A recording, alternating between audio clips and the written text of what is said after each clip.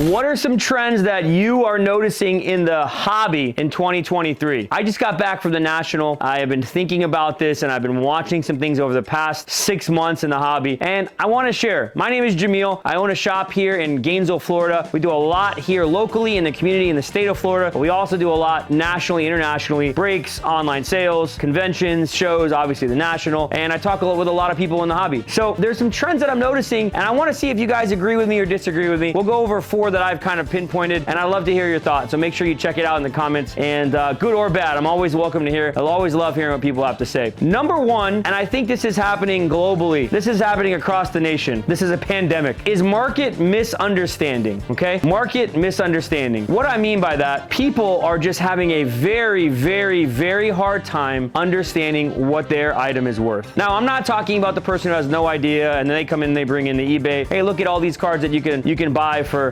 $500,000. It's a PSA 10 1993 Dennis Eckersley Topps card. No, that's what it's listed for. I'm not talking about the red versus the green on the sold and the non-sold listings on eBay. What I'm talking about is seeing how trends are going forward in both sports cards and non-sports cards, so TCG and non-sports, where manipulation is happening, shill bidding is happening, comps are all over the place, and then we also have to think about the idea of how people are selling. So if you're going to use eBay comps, are you somebody who's always going to say the last comp, or are you somebody who's going to say, I'll take a look at the last few comps and of course see what makes sense? There's a world obviously with the ultra rare, the 101s, the stuff that never sells. I'm not talking about that. I'm talking about the main line, main things that we're seeing. And I think, going into understanding comps really is the first question is, where are you comping it from? If you're looking at eBay, most eBay data metrics are not going to be correct, especially with offers, especially with international. Sometimes with shill bids, when you see auctions who have 50, 60, 70, 80, 90 bids and you're using that as a comp, those are probably not going to work. You use secondary apps. I've seen some, I'm not going to name names because I don't want to hurt anybody's feelings. I've seen some weird apps that people are using, and they're using that as their comp mechanism. That aggregation is usually wrong with that data. A lot of people trust 130 Point, which I met the guy who runs 130,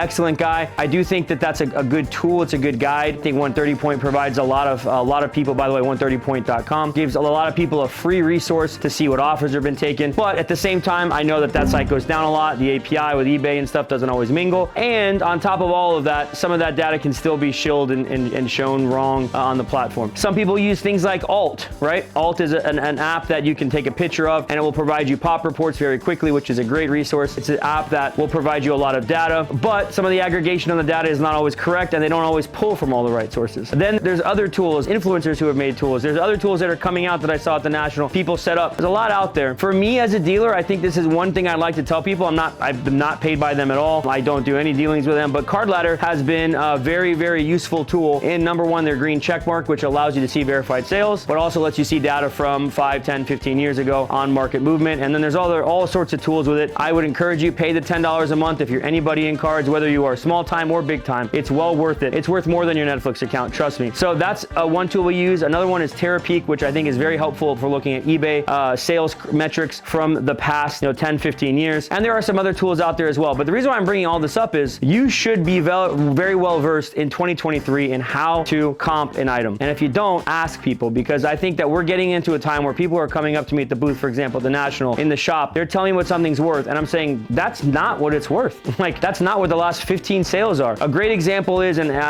people are gonna hate this, but TCG Player. TCG Player is a guide. It is not a market indication tool. TCG Player for Pokemon cards and gaming cards, a lot of the times is off by 10, 15, 20, 30% on raw cards. And again, remember, they're using stock images, right? They're not even using the image of the card. So you're relying on someone else's condition assessment of a card. There's a lot of things out there that I would encourage you guys to think about, talk to people. But in 2023, that's one of the biggest trends I'm noticing in the hobby that is really, really kind of skewed. Second trend I'm noticing in the hobby is the joys and the dangers in social media. Listen, social media is vital. It's vital to have. It is vital to utilize in the hobby. It's vital for everybody to be a part of, whether you're a Twitterite or an Xite, you're an Instagram folk, you're a TikTok folk, you're a Facebook user, there's fill in the blank, right? There's so many different outlets to social media. There's Reddit posts on cards. There's LinkedIn people who deal in cards. I mean, there's levels and levels and levels on all of this. And I'm probably missing 5 or 10 different media platforms, but it is vital to have. It's vital for shops to have. It's vital for people to market. It's vital for people to share on. What I would say though in social media, and what I'm noticing is we are getting away farther and farther and farther from the educational side and the truth side in the hobby. And we're focusing more on the hype side, more on the personality side, more more on the people with the loudest voices side, more on the people and look at what they're doing in the hobby. And we're not focusing on education or trying to create some things in the hobby that have been missing. For example, like women in sports. I love that because that's been such an area where it's been so desolate over the last 15, 20 years, where now it has become just awesome. I know a lot of the ladies that run that and that group, and it's really cool to see what they've been able to do with that. There are things that I think with social media that we need to be really focusing on. And maybe I'm an old head because I don't care about the drama. I don't care about the trolls. I don't care about a lot of you guys that have hated on the shop for whatever reason. It's one of those things that comes up, but I do care about education and I do care about using it. So take that with a grain of salt, but I'm noticing in 2023 more so than ever, people aren't thinking for themselves. They're going to social media to think for themselves, and that's a problem when it comes to this kind of hobby. If you don't form your own opinions and you're not regurgitating what people tell you, that'll lead you to a lot of issues. And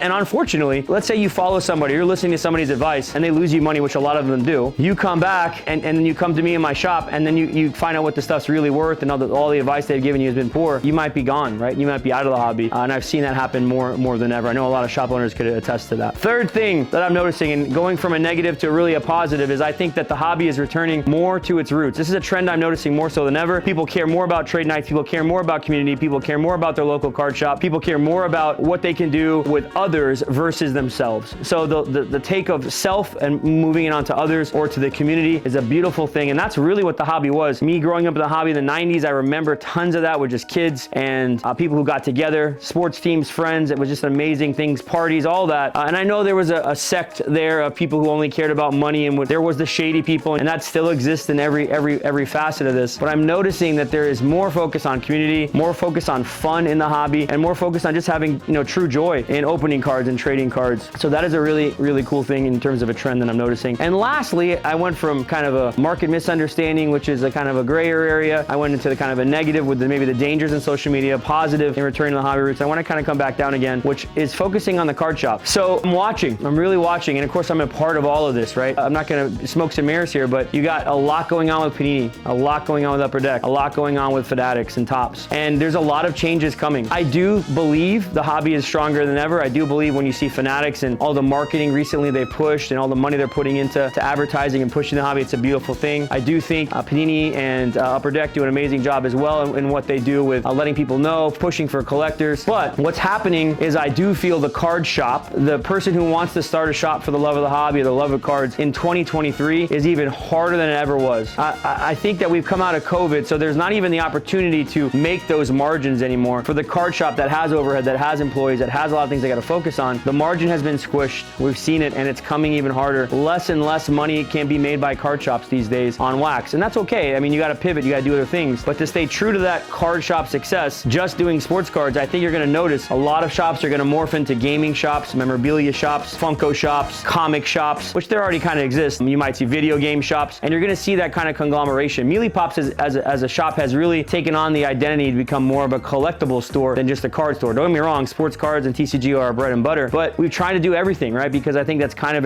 the necessity in this day and age. So card shop success into 2024, 2025 will be very interesting to watch. Breaking is a huge part of that. If you're a card shop that isn't doing something online, I think that's going to really be to your detriment. It's going to be very hard to be successful outside of a big metro area, big kind of density with population. But I will see, it'd be interesting to watch that trend. I'd love to hear your thoughts on that. I'd love to hear your thoughts on any of these things. There are other trends that I'm not noticing that I didn't talk about. Maybe we could talk about that down the line. Other than that, it's been a long video. Thank you guys for tuning in. Make sure you LCS, you like, comment, subscribe, like this video. Write some comments. We'd love to hear it. And make sure you subscribe to our channel. We'd love it. All right, until next time, see ya.